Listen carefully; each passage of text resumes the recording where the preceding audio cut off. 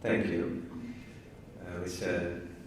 Eran, Sri Lanka President, Dr. Jagan, President of SAFA, Mr. Sarajana, the DG, Commission to investigate allegations of bribery and corruption, Mr. Sui Khanna, a guest speaker, other presidents and members of councils of chartered accountants from the region and invitees. First of all, I must thank you for inviting me to be here today. You have also chosen a very important subject as your deliberations today. In fact, I thought, when I looked at this subject, that you were quite brave to actually choose this subject.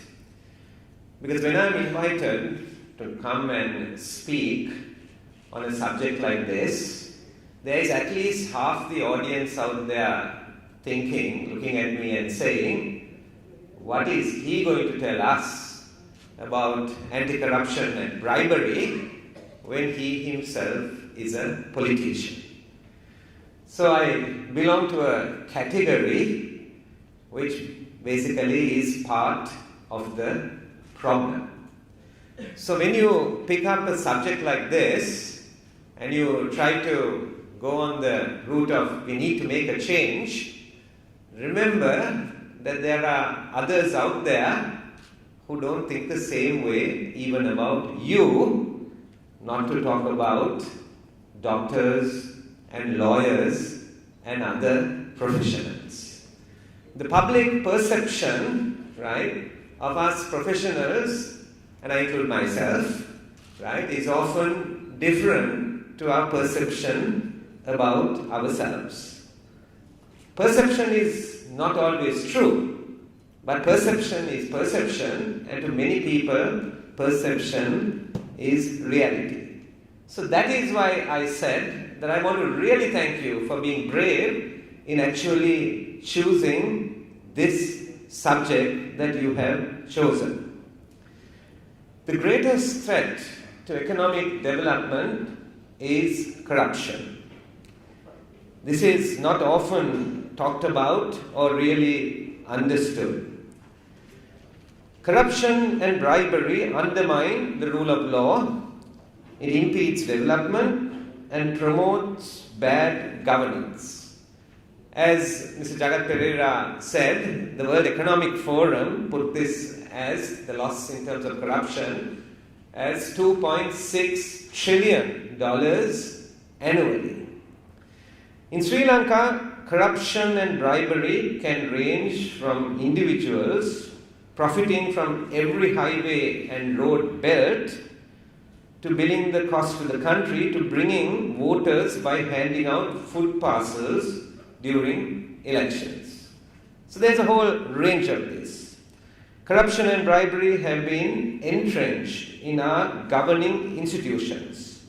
It has become a part of our culture and is prevalent in business, in politics, and many other segments of our society. It has become so commonplace that it is difficult sometimes to distinguish between corrupt behavior and acceptable behavior. We must remind ourselves that corruption and bribery are not always about ways of getting work done. I often hear the comment being said to me, oh, it's very slow. We need to speed up things.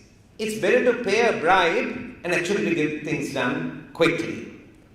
It should not be the norm. It should not be just the way things are done. The World Bank and the IMF defined it as the abuse of public office for private gain. When public office is abused, a public function or objective is undermined or it's being compromised. Where there is corruption, individuals and businessmen, politicians benefit at the expense of the country.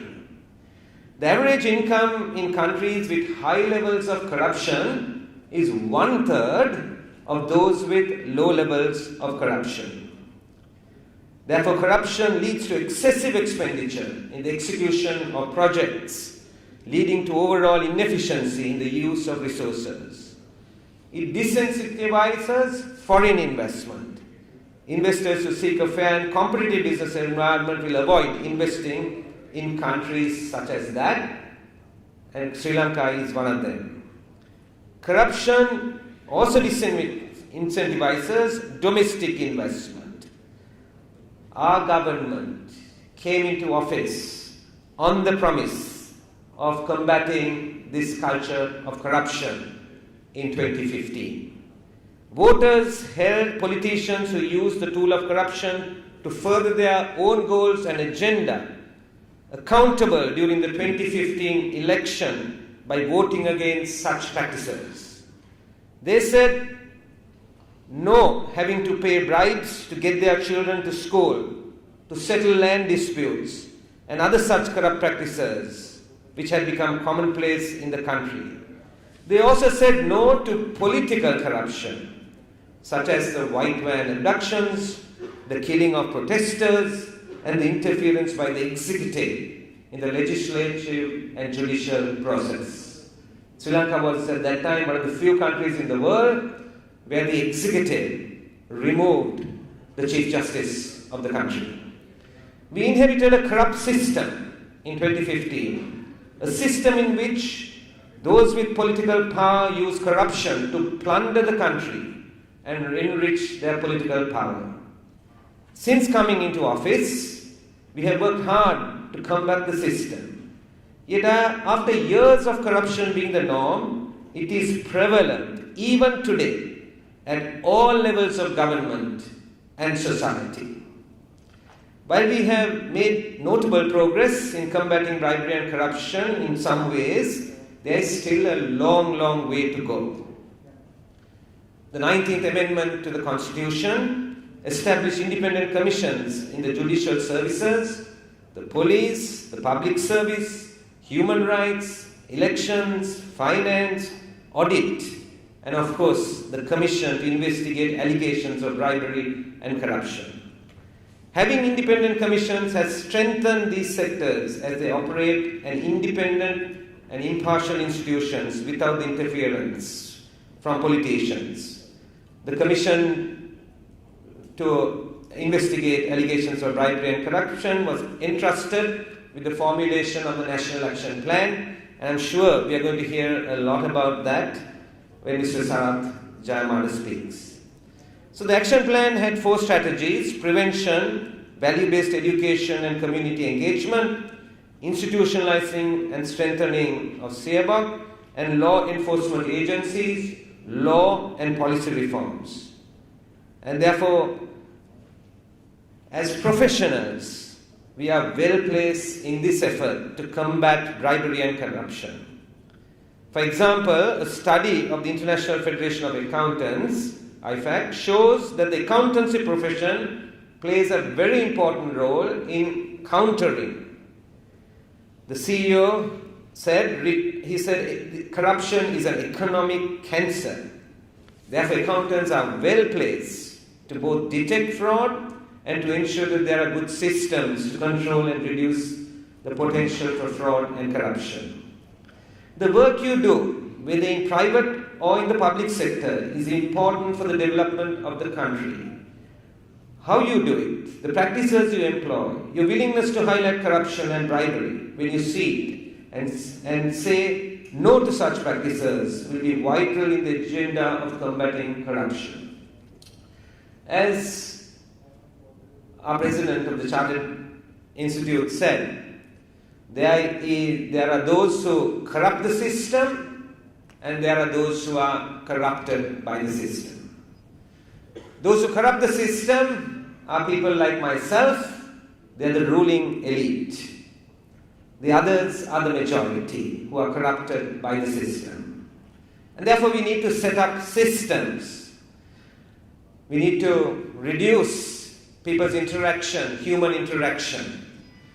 I'm in the finance ministry now, and almost 80% of government revenue in this country comes into the institutions under the finance ministry. And if I were to do a survey, most people in the room will say that the institutions under you are the most corrupt institutions in this country.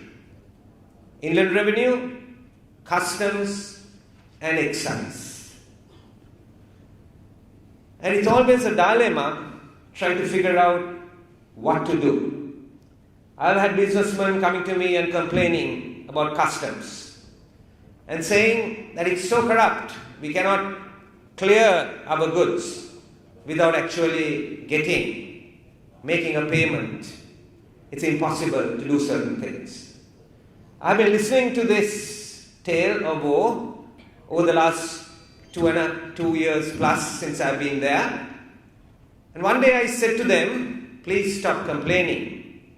Please come to me with the transaction. I still have not received a single businessman coming to me with the transaction of corruption, which I could then refer to the appropriate authorities. If we want to change the system, we need to get serious with it. Systemic change is not possible without disrupting the existing system. It is when we are all agreed that some disruption is worthwhile tolerating in the system so that we can get a cleaner, better system, it's only then that it will change.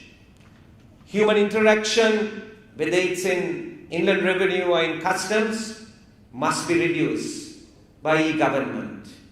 In 2002, when I had the privilege, I was a banker then and only a volunteer helping government in setting up the ICT agency and bringing the first law into Parliament.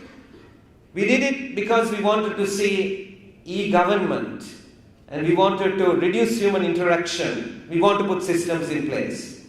But I must admit, standing here 16 years later, that still it's a long way to go. We need to put the systems. You referred to conflicts of interest. Our president referred to conflicts of interest. Yes, there are conflicts of interest. We are almost treating it as norm. There are ministers in cabinet who have business interest. When you decide as a member of parliament and you're invited to be a member of government in the cabinet of the country, you have to sever all your relationships in business. That is the only way that we could actually create a clean government.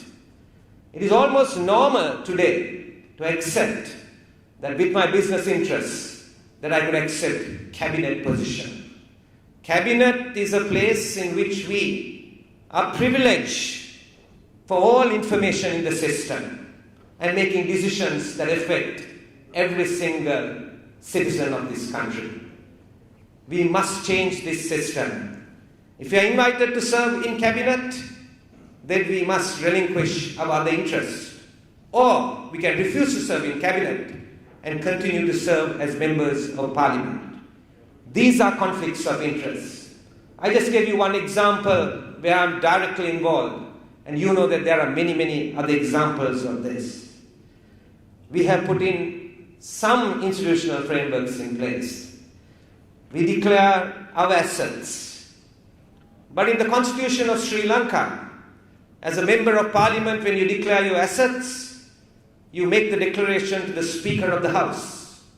But there is a little loophole that I'm sure somebody left with much thought, that if you are a minister, you make the declaration to the President of the country.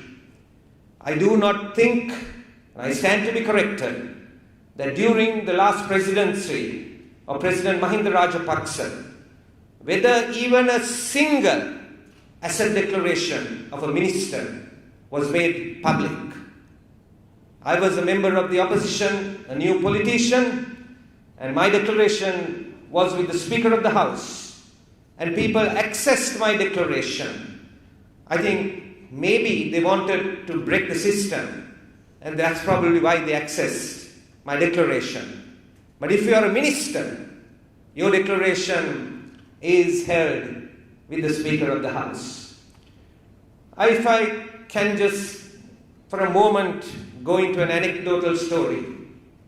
In 1977, there was a change of government in this country.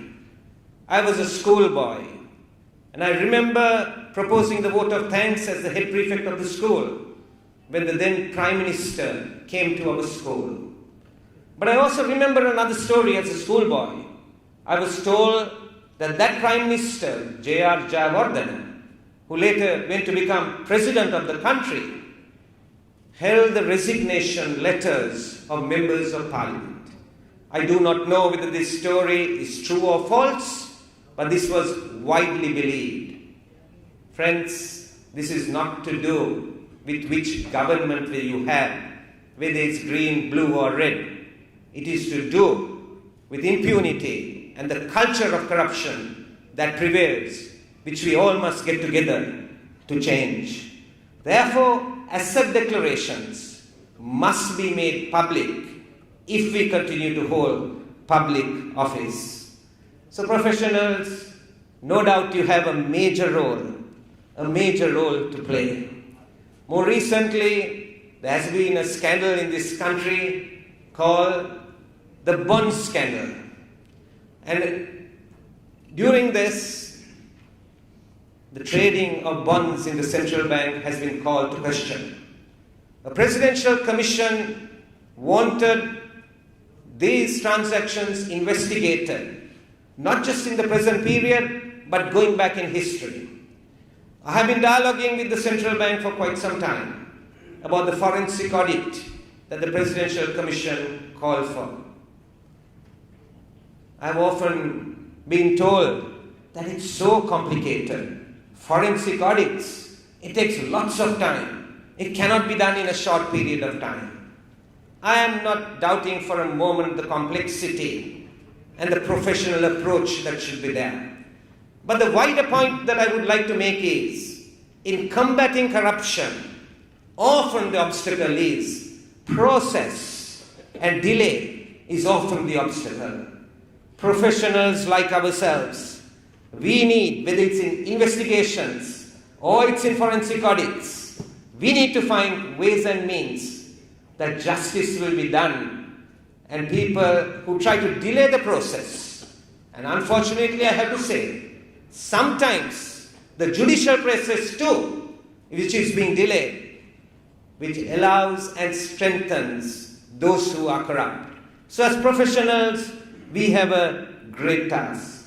I want to commend CEBOC, just as President Jagat Pereira did, citing their website on some of the progress that they have made in the recent past. I'll say no more. Thank you again for paying undivided attention, and I wish your deliberations all success today. Thank you.